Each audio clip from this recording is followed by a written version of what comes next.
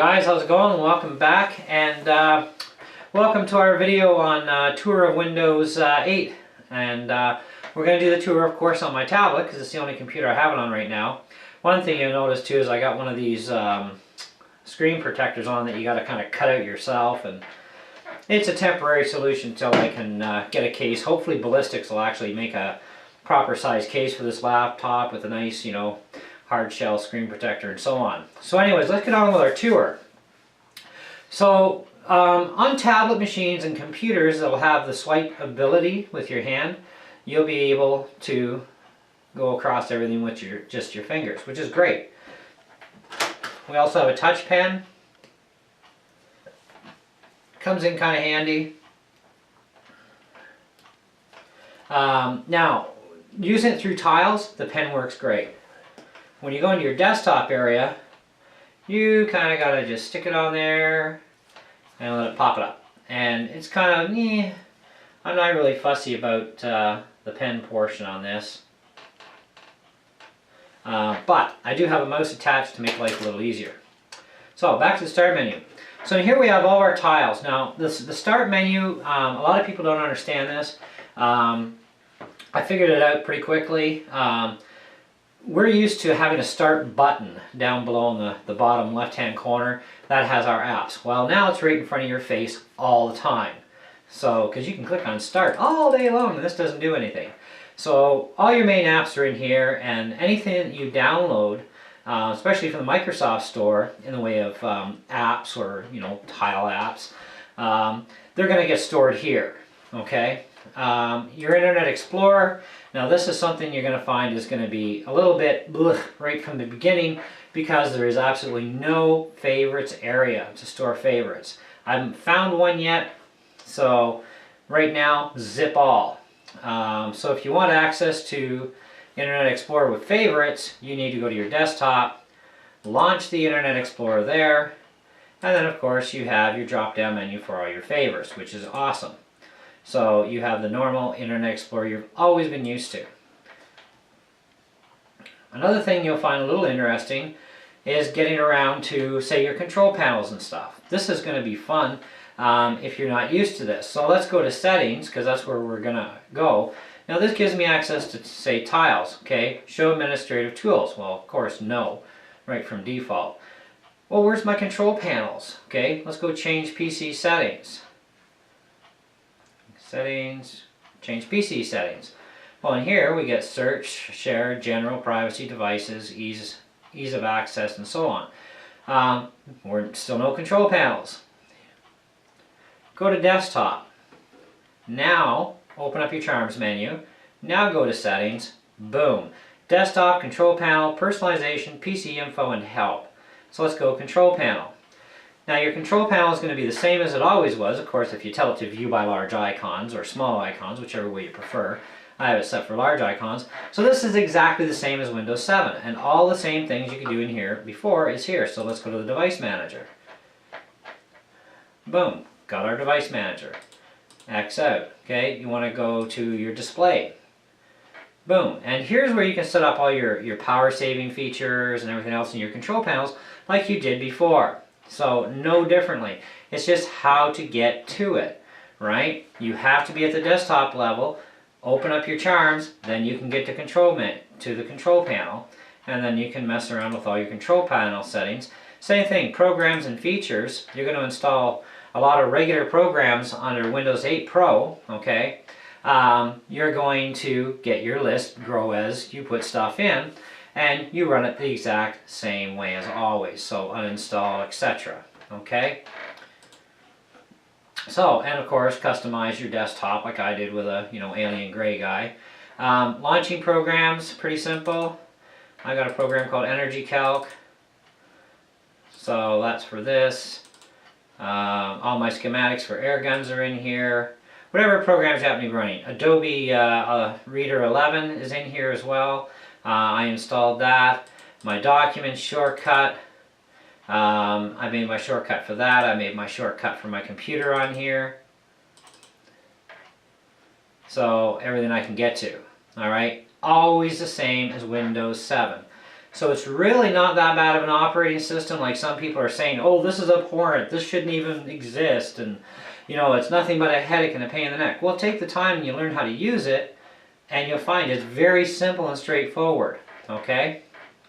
Back to the start menu, of course, open up the charms and settings. We're back to tiles and help as our choice, so we don't get that control panel access except under the main desktop level, because you are in a start menu that is opened all the time.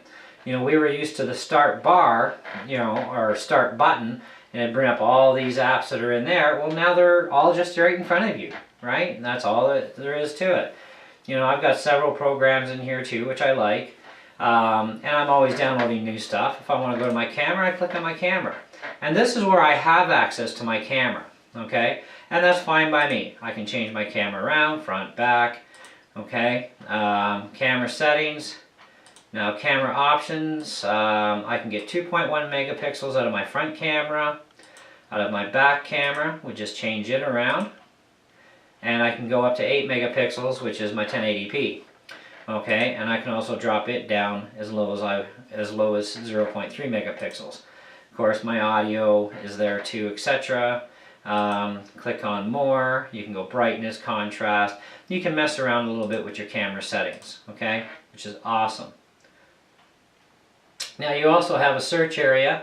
This search area works search in here, boom, this is all your apps, search area throughout here, search your settings. So you have to select, okay, if you want to search stuff in settings, click on settings and search, do your search for settings, okay, in apps, files, etc. Okay, system backup, okay, no match found. Okay, I was looking for system backup before, couldn't find it. In the end, it turned out I had to call Dell, and they gave me the link to download so I could back up my operating system. So at least now I have a backup copy of my operating system. I'm going to be making 2 more because I went out and bought 2 more of these little USB sticks. Which brings us to another point. I don't know about the desktops or the laptops, but on the tablet, especially this one, you cannot back up the operating system to a hard drive. They're doing away with optical drives, which is actually kind of nice in a way. So you have to back it up to a USB flash drive, and your flash drive, in the case of this particular computer, the flash drive has to be formatted for NTSF. Otherwise, it's not going to recognize, it'll crap out, whatever. So, you know, just a heads up, format this for NTSF and do the regular long format on it, not a quickie, and then you can back up your OS off your tablet. Now, the other things you might want to know a little bit about devices. Are there any devices? No, there's no devices right now, or they'd be in the list. There's a sharing area. There's nothing to share right now. Select an app and try again. So that sort of thing. But your basic features, functions, everything has really not changed. They've just presented it in a much different way. So start menu is always wide open, and it's the first thing when your computer boots. Go to your desktop, do all your regular desktop here. If you're installing programs from CDs, you can do that, okay? And you do it all at the desktop level, right? And you can organize your desktop as before. Make a shortcut to your My Computer, shortcut to documents. Whatever shortcuts you need, you can do.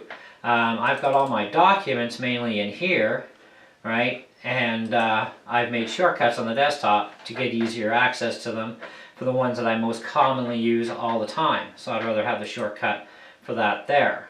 Now this little folder here, documents, music, pictures, library, videos, it's all stored all in here, just like always. You know, nothing's changed there.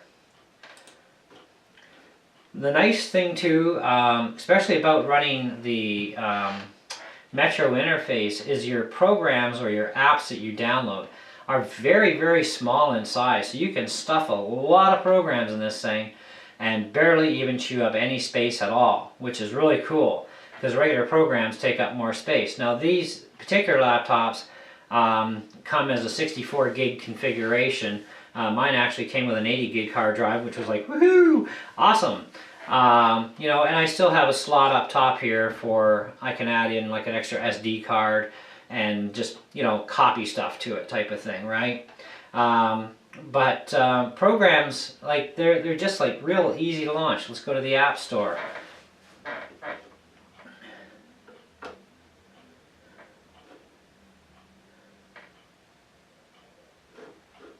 So here's our App Store. Games, top paid, top free, new releases. Now I play around between top free and new releases to see what is even free for new releases. You know, so let's check out games. And this is a lot like the Xbox 360 interface. You know, so if you're used to that, you'll get a hang on this real quick and easy.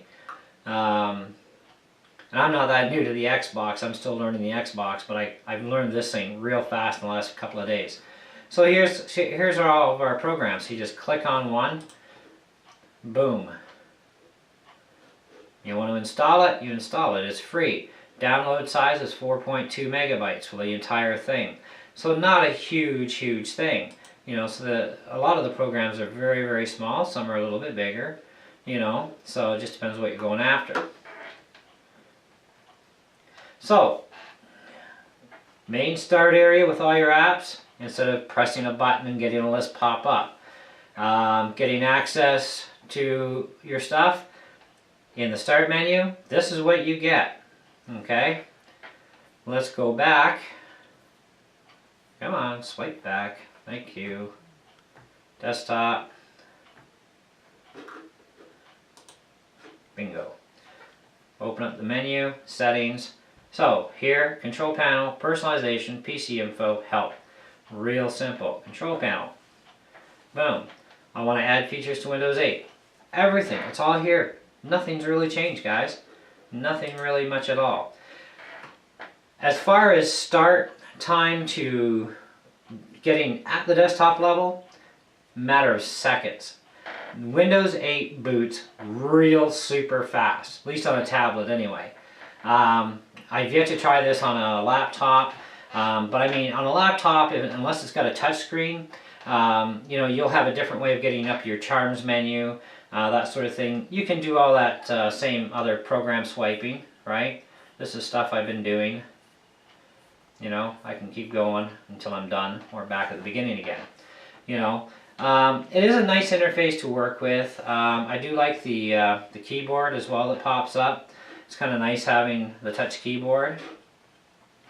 Now I do have mine sitting in a dock, so it's always, the battery's always kept charged, so I don't have to worry about it, and it won't overcharge the battery, which is nice too.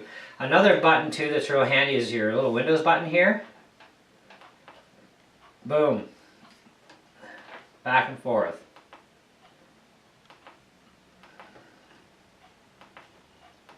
Now a lot of people are probably going to spend more time on the desktop area than they will in their tile area or start menu area. It would have been nice to have access to the camera from the desktop level, but because it's here, it's fine too. Really doesn't bother me at all. So it's okay. You know, no real complaints there.